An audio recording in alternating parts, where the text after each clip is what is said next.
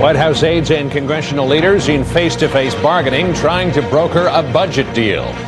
And U.S. officials deliver an ultimatum and set a deadline at the Bosnia peace talks.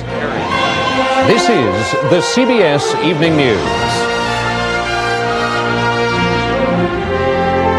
John Roberts reporting. Good evening. It's been a day of offers and counteroffers in the Pennsylvania Avenue budget battle. The White House gave GOP leaders two deals aimed at getting the government back to work again tomorrow. And they included a proposal, at least in principle, to balance the budget in 7 years. Late this afternoon, Republicans sent the ball back into the president's court. Correspondent Bob Orr has the latest. House Speaker Gingrich was heckled by furloughed federal workers as he left a news program this morning by way of a basement garage. Other key players in the budget standoff were sounding guardedly optimistic about the latest proposal from Republicans, which would still balance the budget in 7 years, but would allow the White House some say in economic assumptions. The president sees some movement here, but obviously it's something we've got to work through with the Republicans. This is a serious proposal. He considered it a serious proposal, and it may indeed lead to an end to the crisis. That's how I see it. But House Democrats assembled on the Capitol steps to drive home the point that business inside had been shut down for the day by Republican leaders. Democrats around me and behind me stand united, ready to work, ready to get this government running as it should be again. The Senate did convene at mid-afternoon. I apologize, but I think we have hopefully very important business to resolve today. But there was little business to resolve. White House Chief of Staff Panetta spent the day shuttling between Democrats and Republicans. There's some tough sledding ahead. This isn't going to be done in a few minutes. Late today, Panetta gave Republicans two counteroffers from the president. One essentially accepts a 7-year balanced budget target, but makes it non-binding. And the other agrees to a 7-year timetable, but with guaranteed protections for programs including Medicare, Medicaid, education, and the environment. This is our best good faith effort. We have not made one but two offers in the real sincere hope that at some point today we can resolve this matter once and for all. There are some signs we could see a breakthrough yet tonight. Republicans have sent a new proposal back to the White House, agreeing to insert some language, quote, highlighting the importance of the programs the president is concerned about. If the White House accepts that version, Senate Leader Dole says he's prepared to pass a one-day interim spending bill tonight to get workers back on their jobs tomorrow as negotiators continue to hammer out the broader details. John? Bob, late in the day on Sunday, is there time to get government workers back again tomorrow, and is there the political will to work long enough to do it? It can be done. Earlier today, Speaker Gingrich said it would take about an hour politically to get the process through. All sides are feeling the heat, John. Nobody wants to go into a second week with the government shut down. Bob Orr in Washington. Thanks. After nearly 3 weeks of intensive negotiations, Bob Orr in Washington. Thanks. After nearly 3 weeks of intensive negotiations, the Bosnian peace talks near Dayton, Ohio, are drawing to a close. Under pressure from the State Department, the three parties are being urged to finish it. But will they reach an accord in the few hours they have left? Cheryl Atkinson is following the peace talks. Signaling that Bosnia peace talks are nearing an end, Croatia's president left Zagreb today for Wright-Patterson Air Force Base in Ohio, telling reporters he expects an agreement. But at the peace talks, they were still hedging all bets. It could go either way today. We're hoping for success. U.S. officials have set a deadline of tomorrow morning for ending negotiations one way or another. We just feel that after 19 days, the parties have had a lot of time to debate these issues. The time has come to choose between peace and war for all the parties. And the time has come on day 19 as we look ahead to day 20 to define what that choice will be. The division of territory remains the toughest issue, but CBS News has learned that Muslims would retain control of the eastern enclave of Gorazda, while the Bosnian Serbs would retain Srebrenica and Žepa, the two Muslim safe havens which they overran this past summer. Also hanging in the balance, the fate of indicted war criminals Radovan Karadzic and Ratko Mladic, the Bosnian Serbs' top political and military leaders. The U.S. is on the record opposing any move to let them off the hook as a price for peace. peace. But the U.S. is clearly planning for success. The Hungarian government has confirmed it's been talking with U.S. officials about allowing Hungarian bases to be used as staging areas for U.S. troops, which would enforce a peace agreement.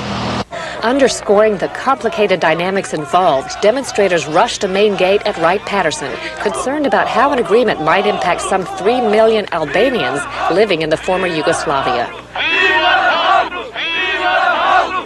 It's clearly the make or break day. Officials say tomorrow morning there will either be a ceremony with all parties initialing an agreement or a news conference announcing that though the talks were on the brink of success, they ended in failure. Cheryl Atkinson, CBS News, Wright-Patterson Air Force Base.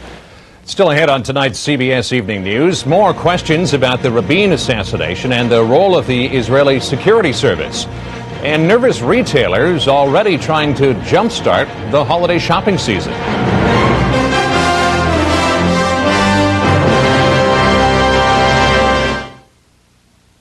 Presto has a great idea. Salad shooter helps you every day. Presto has a great big idea. Professional salad shooter slicer shredder. Big capacity, holds a lot, shoots a lot. Powerful, fast, a variety of cutting blades so you can point and slice thick, slice thin, shred right into the bowl, even ripple cut. Chop, grate right where you want. Clean up easy, dishwasher safe, store anywhere. Salad shooter. Original, professional, and now professional salad shooter plus from Presto. Hong Kong. It's part of an exciting new world that's growing so fast you never know where it's going to grow next. So with our worldwide reputation for meeting the toughest deadlines, we at Caterpillar aren't surprised to find ourselves involved in the world's largest construction project, Hong Kong's new airport. In the only place Hong Kong had room for it, the South China Sea. Tired of putting yourself in an awkward position every time you sand? Then try the heavy-duty Detail Sander 2000 from Ryobi. Its unique arrowhead design gets into and under tight spots quickly and easily, eliminating those tedious and painful tasks like finger sanding. The 2-speed Detail Sander 2000 and the original Detail Sander from Ryobi. 2 sanders designed to get into tight spots, so you don't have to.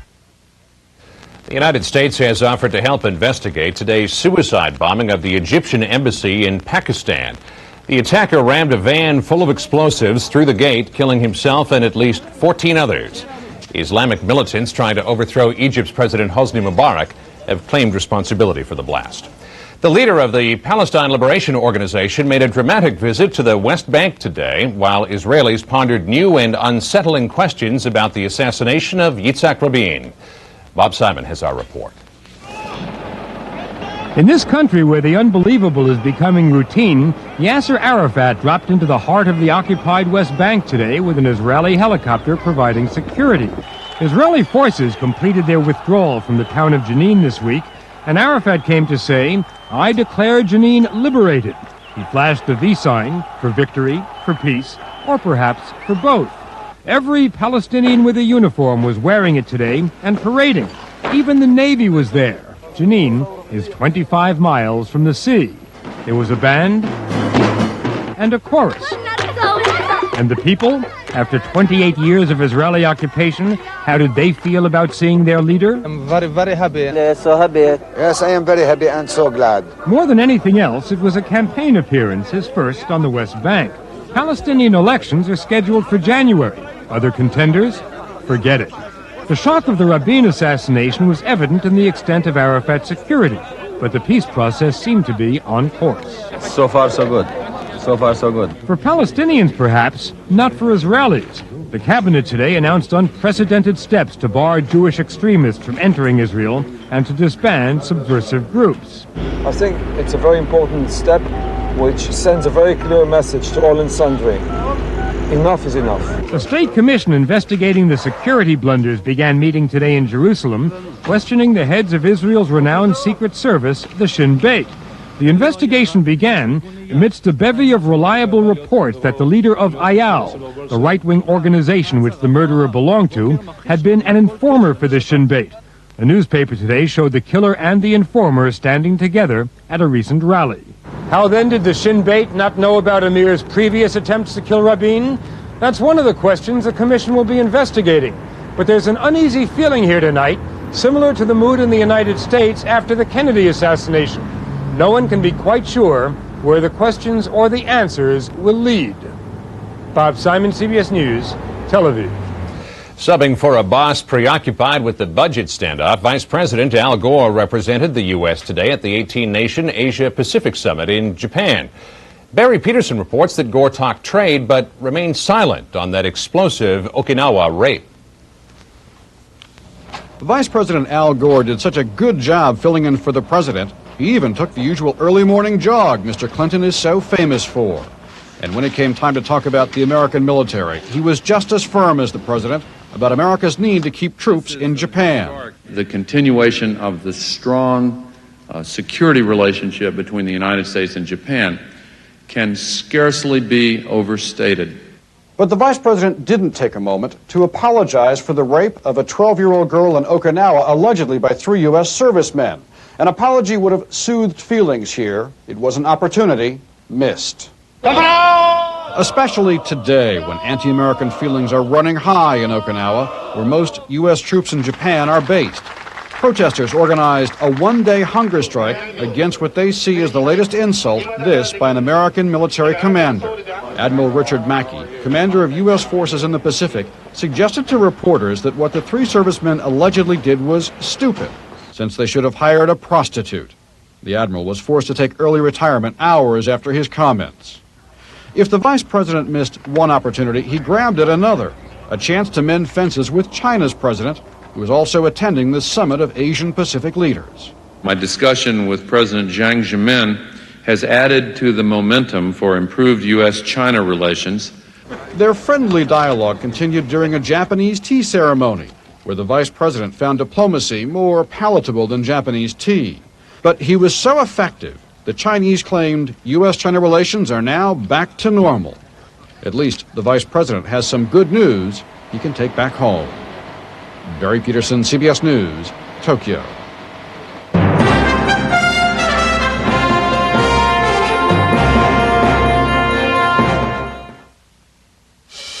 Viruses, bacteria, even illness may be creeping into your home. Because mice can carry disease, so don't go near them. Put Decon mouse-proof baits wherever mice feed, like behind the refrigerator, in back of the cupboard, and behind the washer, to get rid of them fast and protect your family from the threat. Decon mouse-proof. Protect your home. Protect your family. Ma, if you can't sleep, take a Unisom. It helped last time. It's not habit forming. Ma, it's okay to help yourself get a good night's sleep. All right? I love you too. How much closer are our precision heads? Our innovative lift-in cut system? How much better is the latest Norelco? In a word, we've never brought you closer. The Norelco Razor, our closest shave ever. Over the last 150 years, all kinds of companies that said they'd be there when you needed them didn't stand up to their promises. That's life. Our policy of thoughtful, prudent investing has kept us, well, a pillar of strength for the last 150 years. That's New York Life, the company you keep. CBS has changed morning television. Now you can join Harry, Paula, and Mark live in our New York studio when news breaks, for the latest in weather and traffic. When your favorite celebrity stops by, you're there live. The all-new CBS This Morning. Because it's live, you never know what to expect. House Speaker Newt Gingrich has had more on his mind than the budget standoff after dropping broad hints last week that he was leaning against a bid for the presidency next year. Today, Gingrich said he has decided not to run. He says he will make a formal announcement within the next 2 weeks. In the runoff election for Louisiana governor, Republican Mike Foster is the winner over Democrat Cleo Fields. Foster received 63% of yesterday's vote to become Louisiana's second ever Republican governor. The multimillionaire Foster succeeds retiring Governor Edwin Edwards. In the wake of a much-publicized test of rank-and-file Republican presidential feeling in Florida, GOP governors meeting in New Hampshire today had plenty to talk about. Linda Douglas is there. Hi there. Hello. Great to see you. Arriving in New Hampshire the day after the Florida straw poll, nearly every candidate declared a victory of some sort. Tennessee Governor Lamar Alexander boasted that his third-place finish has propelled him into the top tier. We predicted that this would be a three-person race, three-man race, and we've come to that. Texas Senator Phil Gramm was even more jubilant. He came in second. The credibility I have as a candidate who has a consistent conservative record is starting to win this election for President of the United States. The actual winner of the Florida contest wasn't in New Hampshire today. Bob Dole was stuck in Washington trying to negotiate a deal with the White House to reopen the government. That gave his opponents the chance to take potshots at him from the campaign trail.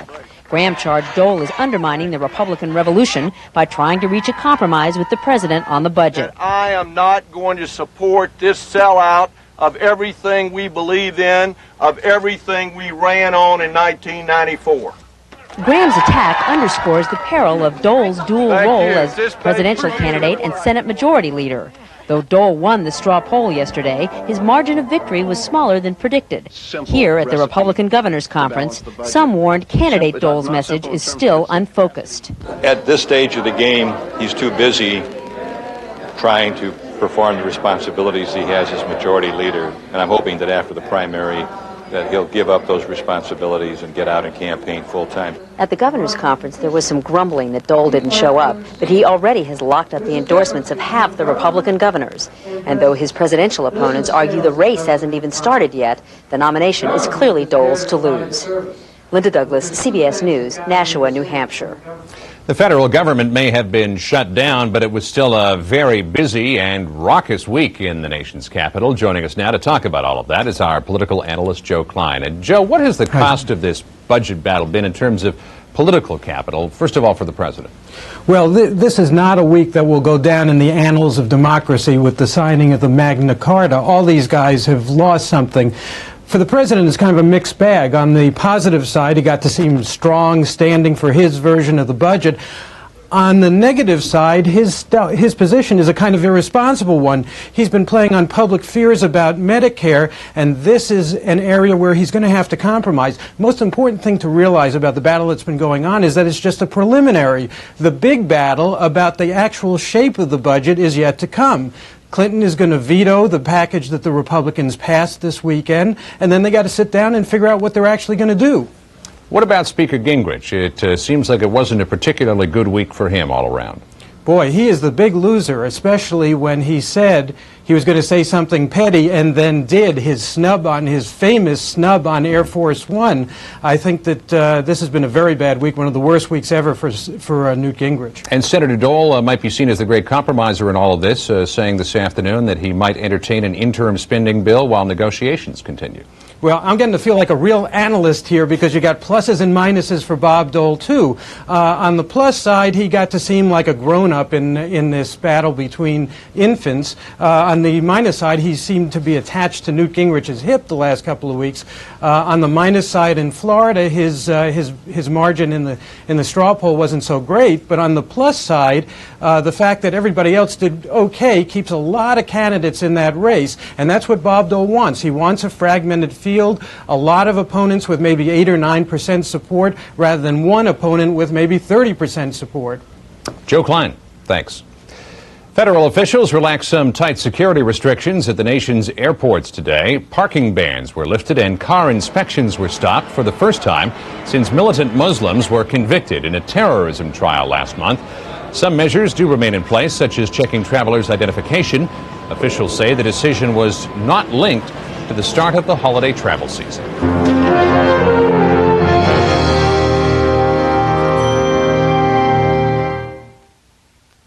Oh, well, I'm the kind of life that likes to bend around. You can point me left or right, or hang me upside down. But I'm not the kind of light you have to hang on to.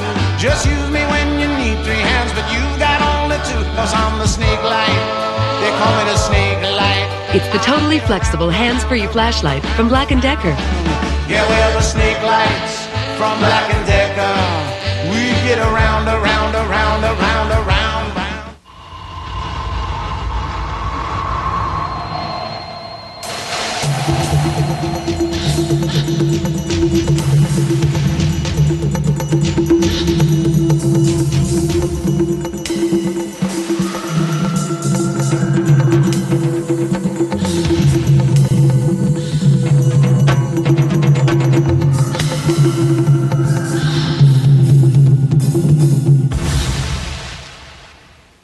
With a dry, hacking cough, you're not exactly popular.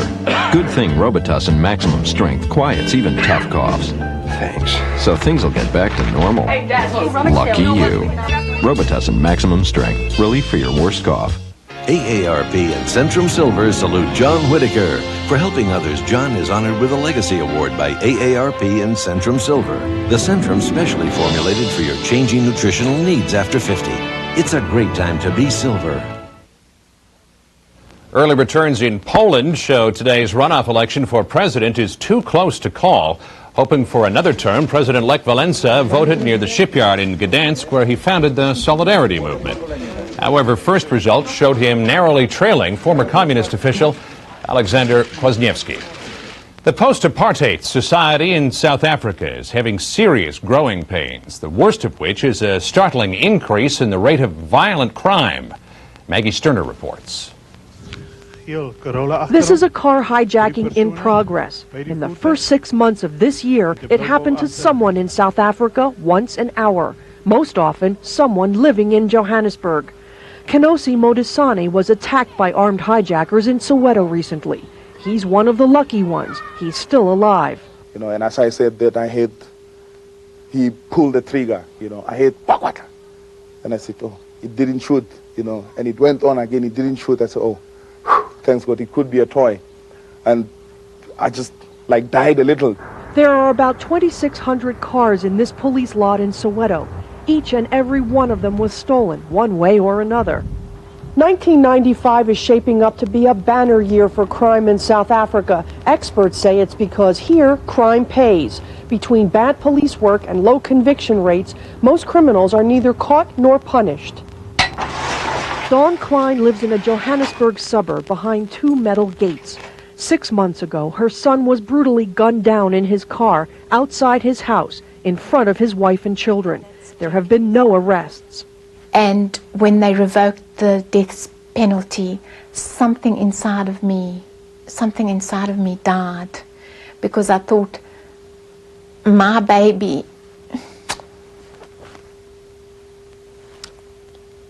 Psychologist Eddie Wolf counsels crime victims. And if members of public take the law into their own hands, then we're going to see a society breaking down like we've never seen a society breaking down. Police here are understaffed and ill-equipped to tackle crime, so private security companies flourish as people raise the barricades and fear today's the day they'll become just another crime statistic. Maggie Sterner for CBS News, Johannesburg. 5 astronauts on board the space shuttle Atlantis are packing up and getting ready for tomorrow's scheduled landing at the Kennedy Space Center. The shuttle is bringing back nearly 200 science experiments and other equipment from last week's successful docking with the Russian Space Center, Mir.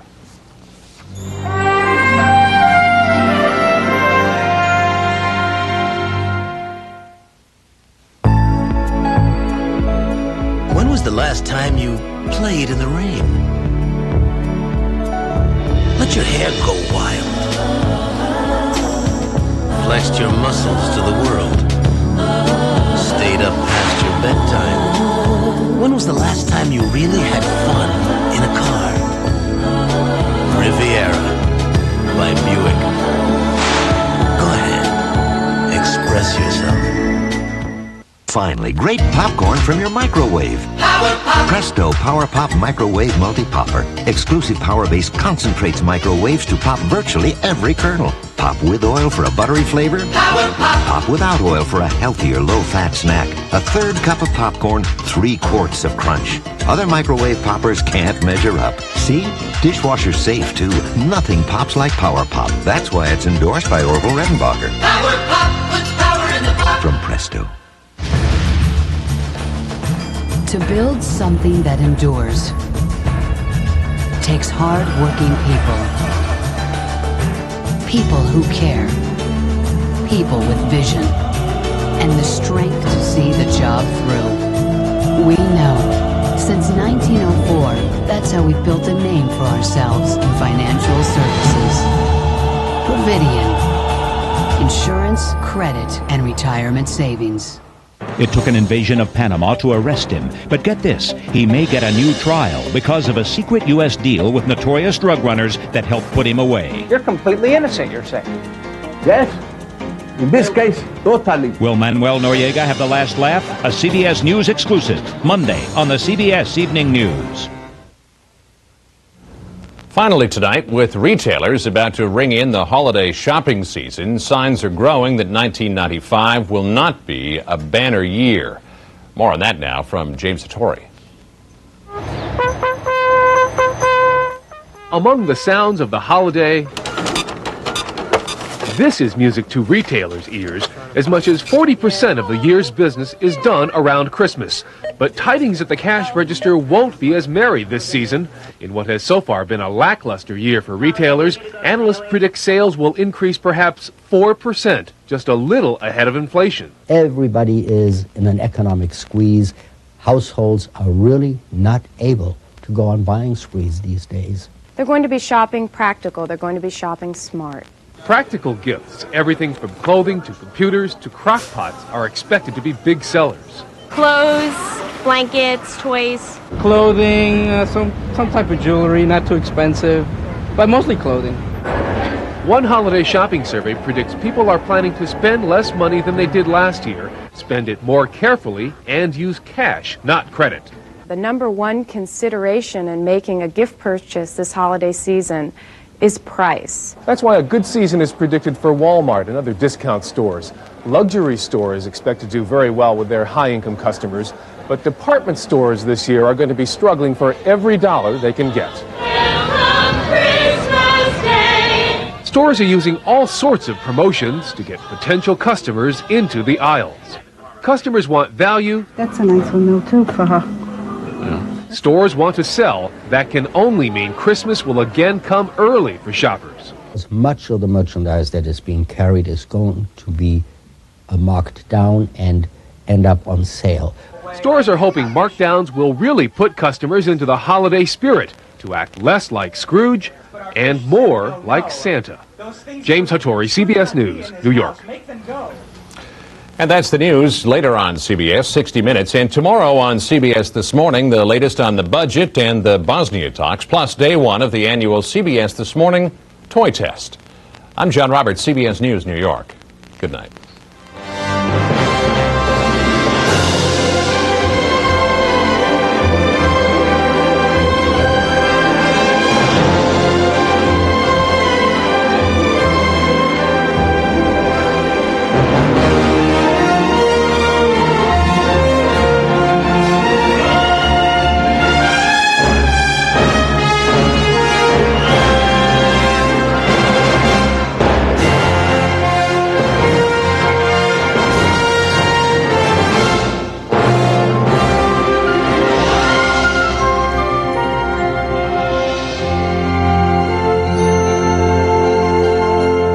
CBS News. Have you seen your country today?